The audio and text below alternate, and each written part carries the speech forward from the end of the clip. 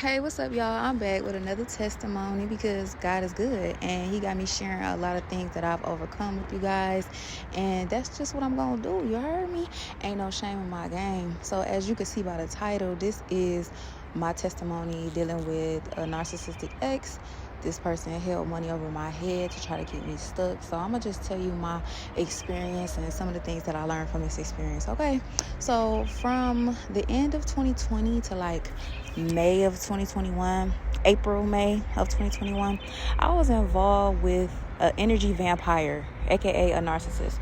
I didn't know that he was all these things when I first met him, but I finally realized at the end and, coming to the light. So, setting the scene, I just moved into my first apartment September of 2020. So, around, let's say, November, December, I got lonely, and I ended up meeting this guy. And at first, I really wasn't interested in him because he didn't have much of a personality. And he was decent looking, he was, but nothing I would typically go for, So, I was on and off talking to him. But this guy, he was so consistent. He was consistent with the love bombing, constantly texting me, praising me. Then, girl, he started spinning that bag, okay? Guilty as charged. So here I am. I'm accepting it. I'm groceries to the house, ordering food, sending it to me, asking, can we have a date or FaceTiming and being on the phone all night and having little movie dates. And, mind y'all, he was about 2 hours away, I believe. So the travel to get into each other was long, and he didn't have a car at the time. So we would make do with what we had to make do with. You understand? So, but just a disclaimer, I want y'all to know that soul ties can be formed through conversations, sex, touching, kissing. I mean, literally any way. The longer you exchange energy with a person and the more information y'all offer up to each other, the deeper the soul tie. It really doesn't matter, okay? So yeah, he was buying the Amazon cart, girl. He was getting my nails done. He was paying my car note, like everything. Of course, I was open and I was happy to get help because I'm a single black female who was trying to maintain $1,000 apartment and, a $400 car note and so much other stuff. I was trying to all maintain that. And then I had just lost another job. Right? So, anywho, this man, he was scarily invested. Invested. I would notice how clingy he was, but I just was like, okay, he's just trying to apply pressure. The thing that got me is he would always feel some type of way that I didn't respond fast enough to a text, or he would be upset if I went a whole day without calling him. Mind you, he was vapid, meaning empty inside. He would mainly listen to me talk, and then he would agree. It'd be him agreeing or him talking about his traumatic upbringing, which as an empath, I gravitated to. Y'all, you know how you is as an empath. When somebody starts telling you their story, you just start gravitating to it, right?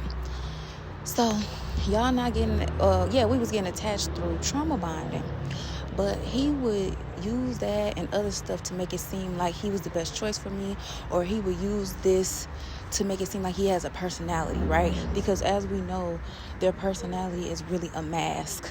They don't really have a personality. They just use their mask and stuff like that. So after using his mask to attract me and pull me in and make me kind of feel sorry for him, mind you, a narcissist always got a backstory, and they always got a sob story to make you feel some type of way. They always got that. So, excuse me, y'all, if y'all hear me walking around, I'm outside with it, and it's a beautiful day. So, a narcissist, they always got a sob story to make you feel sorry for them. Okay? Where did I get left off at? Yeah, the trauma bonding. And for me, what I noticed as the relationship was progressing and he was doing all these things and he would be like begging and pleading and all this other type of stuff, I would realize that I was being suckered in by my emotions. I was being suckered in by my emotions and also my needs and my wants. I had needs and I had wants. Like, yeah, I want to get my nails done. Yeah, I want to go get my hair done. Yeah, I want to do this, that, and the other. That was his only tie to keep me, because he knew he couldn't keep me with his personality. You know what I'm saying? He had to actually do something. And we used to argue a lot. Honestly, we used to argue a lot because I needed space. To this day, I like my space, especially if it's not like a husband or something like that. I need my space because, and then especially from him, because like I said, he's an energy vampire, and I'm picking up on this spiritually with my discernment, but I didn't really have the words to articulate how I felt. So I started feeling gaslit. And then, of course, y'all know I grew up in a scapegoat, so I'm used to feeling like, damn, it must be my fault. So also around this time, I was going through my deep spiritual awakening. So I just noticed that I'd be sharing my knowledge with him, and he always seemed like he was against me. And I just remember he was always against me. I remember telling him how, weed wasn't good for us every day. Like, it's not good to be addicted to weed, and how I'm trying to change my lifestyle. He would reluctantly agree. I remember one time, Newbury made a video about how we should clean up our lifestyle, and he started talking about weed. This man literally manifested. He manifested so demonically. That's when I started realizing, it's something up with him. Like he an agent or something. He started yelling at Newbury, through, watching it on the phone. He yelling through the screen on the phone of us watching the video. He started yelling at Newbury and manifesting all type of hatred toward him. When initially he said that he agreed with some of his messages, but definitely not this one. He started to not like him because I had a lot of respect for him. I'm like, yes, I have a respect because this is a man of God. Honestly, every time he heard this powerful man of God speak, he would be so upset, trying to force me to stop listening to him, trying to devalue everything he said. And as the weeks progressed and I was onto him, when I finally got onto him, it's something wrong with him. It's something wrong with me at this time. It's something going on spiritually. It's something that's going on, So the weeks progressed and he got more desperate. It's like he got more desperate and outlandish with his energy draining tactics. I can't remember blow by blow of how it all went down. I just remember him starting arguments for absolutely no reason. I just started being silent, yeah, whatever. I was drawing my energy back from him. Okay. And also too, I remember explaining to him how incubus and succubus work, and he would just be like, oh, whatever. So so as I was pulling my energy back and refraining from stuff that he wanted me to do, or refraining from giving him certain energy, he would get more desperate and he would get more mean, and he would get almost kind of this volatile energy, right? Oh, and I forgot to tell y'all one thing about it. He had a corn. He had a corn addiction, right? And for me, I didn't watch corn all the time, but I wasn't a stranger to it, nor was I a stranger to strumming the guitar, if you know what I mean, okay? I didn't have no conviction about not strumming the guitar. I just strummed the guitar because society tell you that you should strum the guitar and you should choke the chicken. If you get what I'm saying, you get what I'm saying, okay? Corn. So, I didn't watch it all the time or whatever, but I wasn't no stranger to it, if you know what I mean. So, and he used to ask me okay, could we have phone fornication since he was far away? And then one night I just gave in. One night I gave in because, I knew deep down inside I didn't like him like that, but I felt obligated. Is there any women that can relate to this, where you feel like you had sex with somebody, or you feel like you did something sexual with somebody, or you did something strictly out of obligation, not because you wanted to, but because you felt like you had to because of what this person gave you and stuff like that, right? Yeah. So obviously I was struggling with self-worth and self-respect and self-boundaries. Obviously I didn't think I was, but I was, because obviously I was letting this man control me, and here I am, I'm trying to be I'm trying to be, what's the word, like a good, I don't even know if I want to say girlfriend, but I guess I'm going to say that for lifetime. I'm trying to be a good girlfriend. I'm trying to be like there, I'm like, okay, if I'm in it, because I'm a loyal person, so it's like, if I'm in it, then I'm in it, then I'm going to be loyal, I'm going to, whatever. So I felt obligated because he was paying for all this stuff. Like, this is the least I can do. This is the least I can do. Okay, mind you, I just want to put this reminder in there. When a narcissist is doing all this stuff for you, they want you to pay back in blood. Okay, they want your soul in return. Okay, they want your soul in return. They want it. You will wonder, like, dang, why am I getting all this stuff for essentially feeling like it's nothing? No, it's not for nothing. It's so that they can lock your soul up. It's so that they can keep you. It's so that they can trap you. It's so that you don't feel like you can go to the left, you can go to the right, or anything like that, or whatever, right? So yeah, so I was doing that or whatever, and y'all, it was tiring and draining. And like with him, he like at first it was like a weekend thing, then it was like, then he would just want it all the time, and I'm like, no, heck, I'm not doing that no more. And he would just beg and beg, and I'm like, ew, no. Like, I knew it was a sickness right then and there. Like, I started to realize, like, okay, this is a sickness. Like, this is weird. Like, how can you literally choke your chicken every single day, a few times a day? I was never ever in my life that horny. You know what I'm saying? I've never been that horny.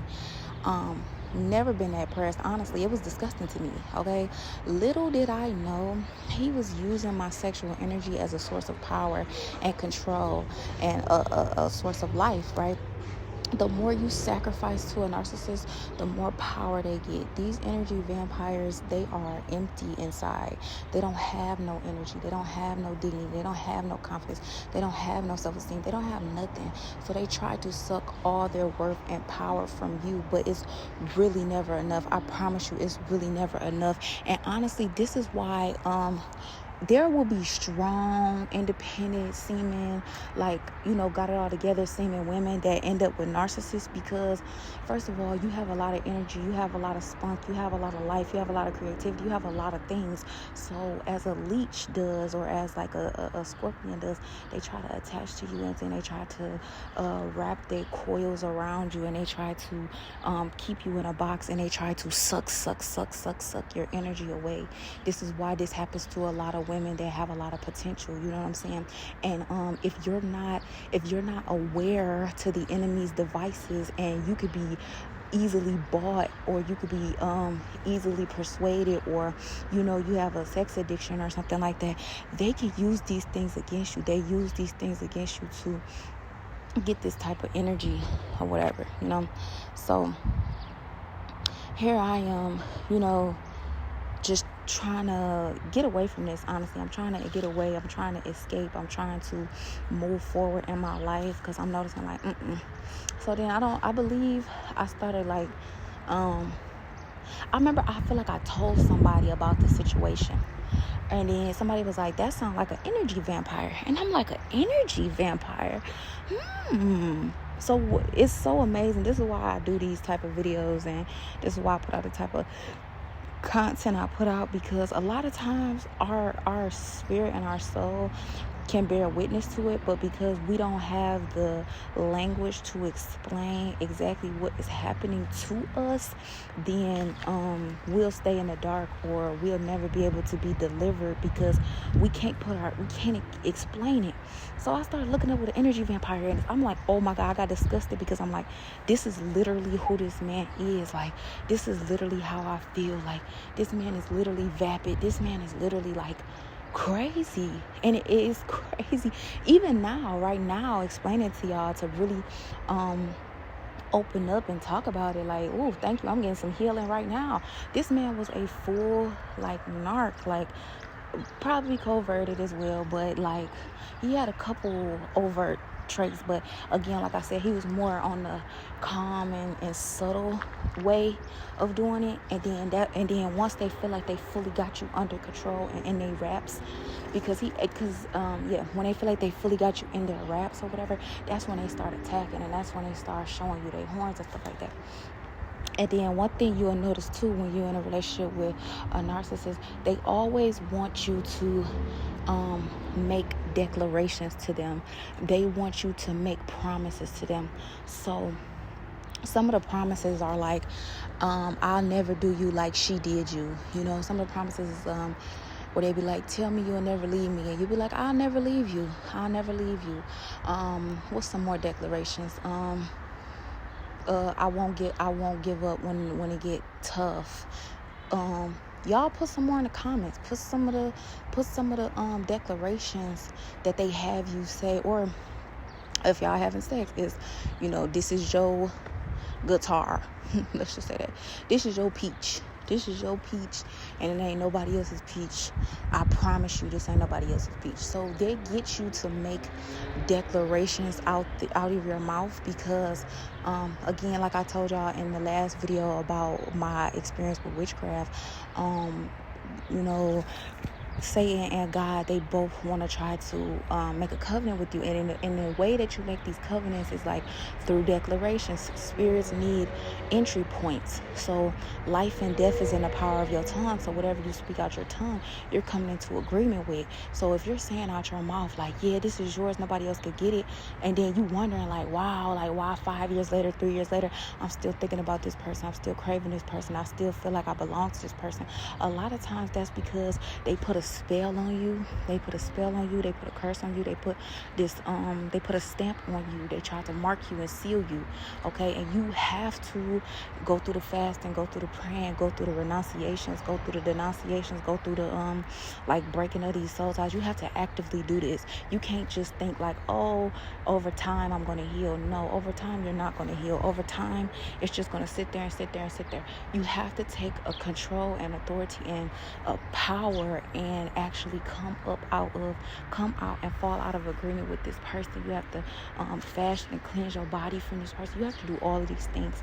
Okay, you cannot be passive about this because they were not passive in trying to get you ensnared into their trap, right? So like I said, over the weeks he was getting desperate, and for me, I was just getting more bossy. Like I was getting more like, man, please, like I'm so tired of this. Like I can't stand no nagging dude. Like I never could stand a nagging dude ever. So the fact that I was putting up with this for money, that's a form of selling your soul. You know what I'm saying?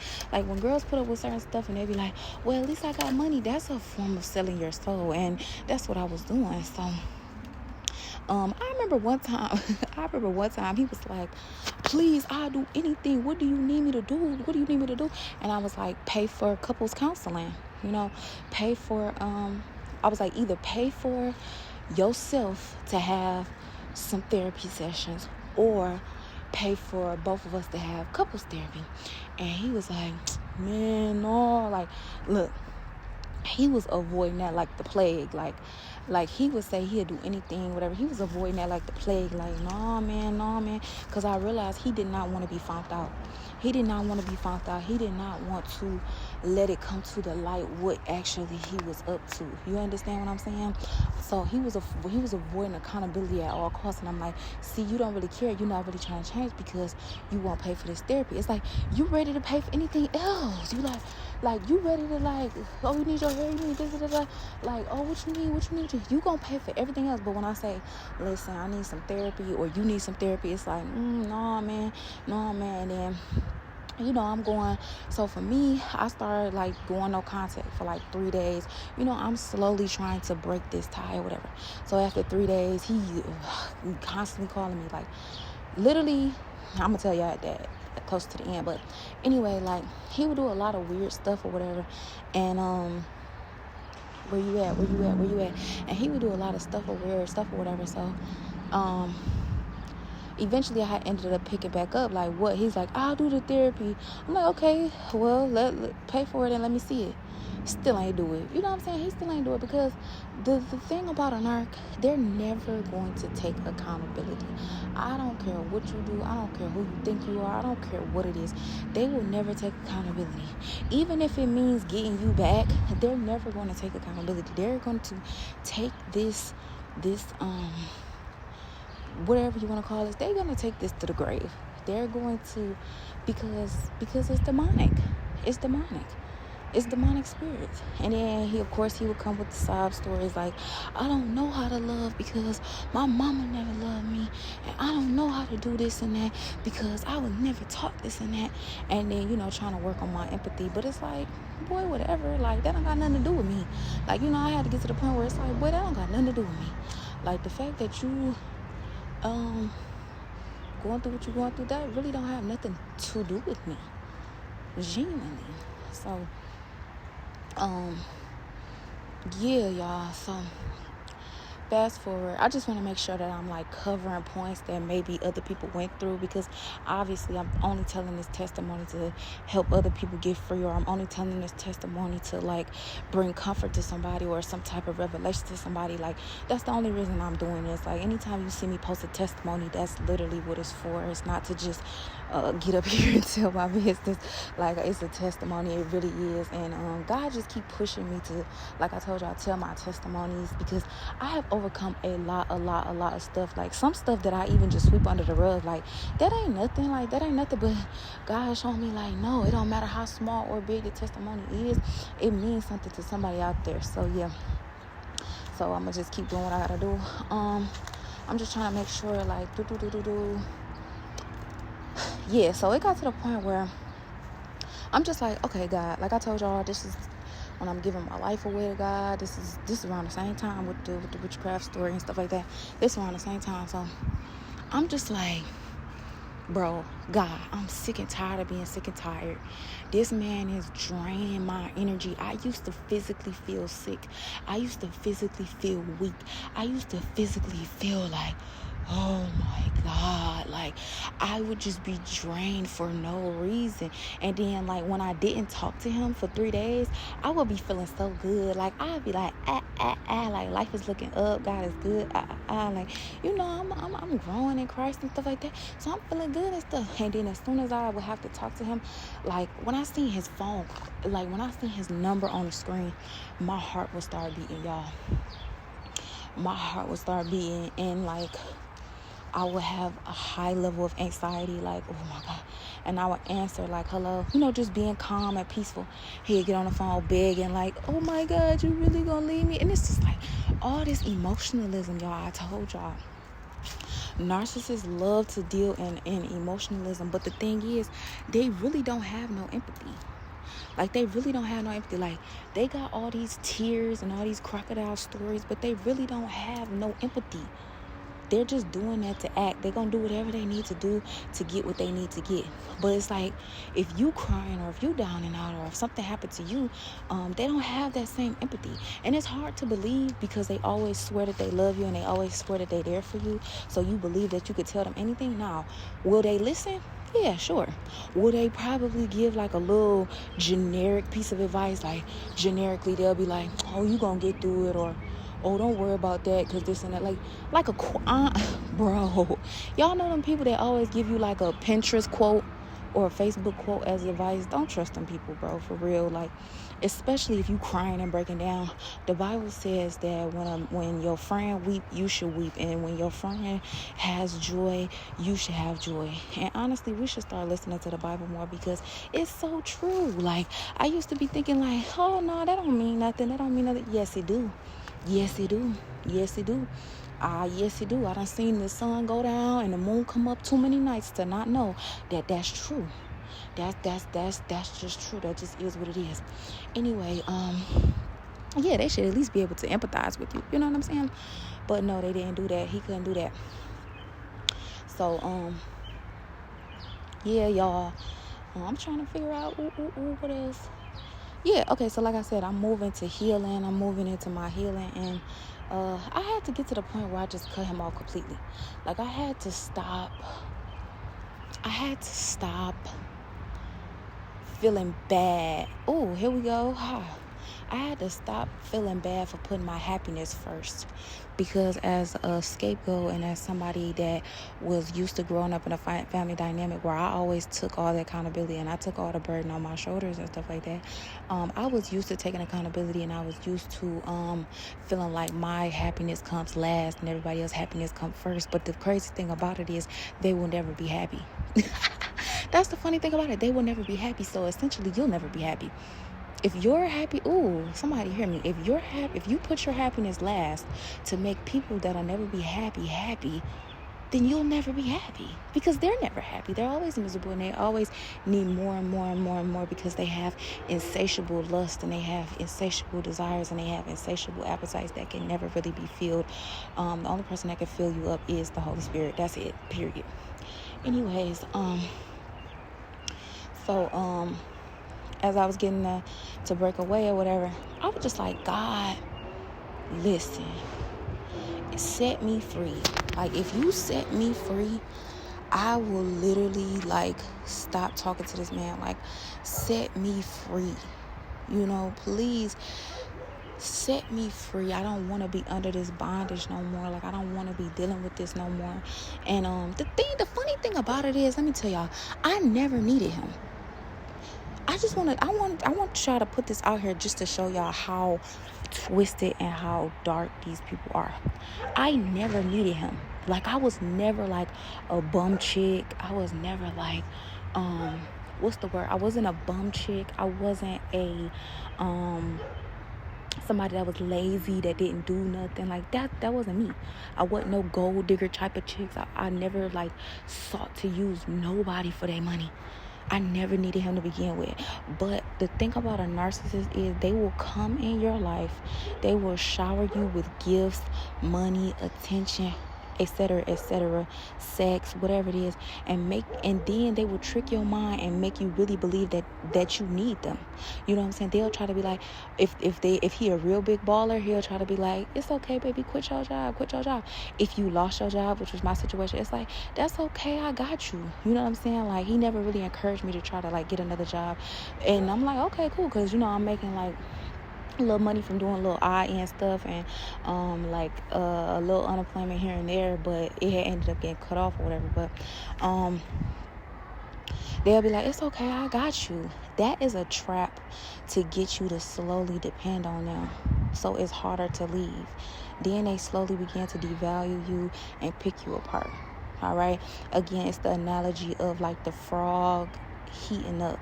The frogs start off in cool water, but then gradually it gets hotter and hotter and hotter and hotter and hotter and hotter. So now it's so hot that you almost die. You about to die because you don't even know you about to die, because you have slowly been swallowed up, and slowly and gradually been swallowed up. So now he done confused my mind to make me really think that I need him, or to really make me think like, oh, let me check in with him. I remember it was a point in time in the situation where it was just like, I'm like, oh, let me call him out of obligation, not out of love. It was out of obligation, where it was like, let me call him so that he won't go crazy. Let me call him, say some sweet stuff to him, and be like, yeah, I'll talk to you later. Like, it's almost like you have to satisfy them, and you have to pacify them so that they won't act crazy. That's crazy. You should never have to do that in a relationship. If you want to check in, that's because you love and you respect that person. That's it. You should not have to be checking in. But anyway, I finally got away from him, blocked on everything, just blocked. I'm like, God, I give everything to you. Like, your way, your will. I get rid of this person, I get rid of that person, I get rid of doing this. I won't smoke no more, I won't drink no more. Like, I'm getting rid of everything. Like, I'm cleaning my life up. Like I said, I had already got rid of the witchcraft. I had got rid of the witchcraft. I had got rid of a lot of stuff. Funny how he was one of the last ones around after the witchcraft. You see what I'm saying? You see how the enemy will have people assigned to you to try to keep you bound? Yes, exactly. He tried to keep me bound. But anyway, I had got rid of all that stuff, and then so it was probably, I'll say, like a couple weeks later, stuff like that. Now, let me give y'all this disclaimer. When you walk away from the kingdom of darkness, when you walk away from evil, when you walk away from the narcissist, when you walk away from your sin, whatever it may be that's on the left-hand side, that's on the dark side, that's on the negative side, however this resonates with you, when you walk away and you leave that stuff, you got to understand that there is still consequences that come with that. And you also have to understand, like, you might fall a couple times before you feel like God catched you. But do not let you falling make you feel like, man, I can't even trust God. I gotta go back. I gotta go back to Egypt. I gotta go back to the abuse. I gotta go back because I need my needs met. So it was like 2-3 weeks later or whatever, as I'm constantly, mind you, I had to constantly keep ignoring his calls, because he called block ID, this number, that number, text this. He would email me. I mean, everything, anything you could think of, adding fake pages, all type of stuff. So when I got the one day I was just like, man, I needed $20. Like, I needed $20 for some gas. I think I was doing Grubhub or something. I don't know what I was doing. Or some food, whatever, it don't matter. And I needed $20, and I'm like, dang, I know he got $20. Like, but God had to show me, like, if you take $20 from him, that's blood money. And that blood money is going to give him the foot in to come back into your life.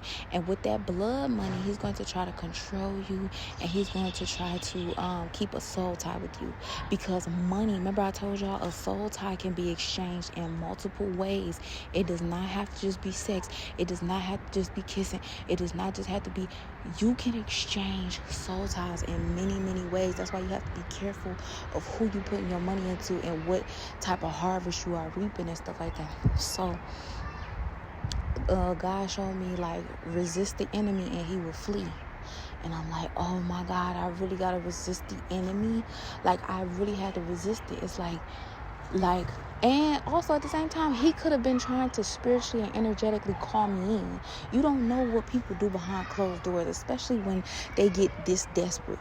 You know what I'm saying? And then he already knew I was a spiritual person. So it's like, he could have been doing whatever at night, chanting, trying to get me to come back. Whatever he was doing. I'm not saying he was or he wasn't, but I'm just telling you in your situation that this could be happening in your situation, especially if you're dealing with a spiritual narcissist. They're going to do whatever they can in the spirit to try to get it to manifest in the physical. So, like I said, I'm struggling and stuff to stay above water, looking for a job, doing all this type of stuff. Also, I was waiting because I had like a hold on my unemployment, so I was waiting for that to get cleared, just stuff like that. So, but in the meantime, God had me consecrating. He had me praying. He had me denouncing. He had me renouncing. He was training me up on how to fight in the spirit, and he was training me up on how to leave the kingdom of darkness. So you're going to have to suffer a little bit. This is the thing. When you cut everything off, and I mean everything, that you truly give your life to him, I'm telling you, he's going to come through. Like, for me, it was like 1 or 2 months I had to struggle. 1 or 2 months I had to struggle. I had to detox. I had to cry. I had to do all that stuff. But eventually he came through. Do you hear me? He came through with the job, the unemployment money, because it was held up for like, and I really truly feel like this man was blocking my blessings. I swear to God, he was blocking my blessings, because my unemployment was off for like 3 or 4 months, y'all. It was like 3 or 4 months, and everything was backed up. I could never get a call, nothing. Like, I'm like, man, I didn't notice at the time, but I feel like he was really blocking my blessings. So that's why after like I said, after a month and a half, 2 months or whatever, that's when the money finally got released, and that's when and then that's when I ended up getting my job. Like, everything started hitting back to back. Like, everything started hitting back to back once I cut everything off or whatever, and suffered that little time so that I could have my reward or whatever. I was suffering, and so eventually everything good started coming in. Like I said, I didn't know how I was going to pay the rent, you know what I'm saying? So when you don't know how you're going to pay the rent, like, I'm thinking like, oh, mind you, the month before, that's what I wanted to tell y'all. The month before, when I wanted to cut him off, what happened? The month before, I was missing like $300, $400 for my rent. And I had a decision. I was like, am I going to believe in God and lean on God, or am I going to just ask him for this money? I had to learn my lesson. I asked him for the money. He gave me the money. And like I said, he had got more desperate. He got even worse because, like I said, the more time that you put in and the more, like, whatever they invest in you, money, time, sex, energy, whatever it is, they feel like they have a stronger grip on you. And mind you, I'm not, you know what I'm saying? I'm not doing enough in return. You feel me? Like, nothing is free. Nothing is free. I keep telling y'all, nothing is free. So I had to deal with an extra month of the bull crap just because I needed my rent paid. And then too, you know, once somebody pay or help you with the rent, obviously you gonna play along with them so they won't feel like they got used. So, you know, obviously, like, when he was trying to come back and, like, when he was just completely cut off, he would use all those declarations against me. Like, I thought you would never leave me. You was just using me. You was just using you. Mind you, y'all, back to the beginning, I never asked this man for anything. He just started love bombing me. That's what he was. He was love bombing me. So obviously he's gonna now he's like, oh, you're using me. How am I using you? How am I using you when you're the one who introduced me to this vibe? You're the one who tell me anything you need. It's okay, I got it. This is just because of love. It wasn't because of love. You know what I'm saying? So that's why, you know, don't take the blood money. Using all the declarations against me. I thought you really loved me.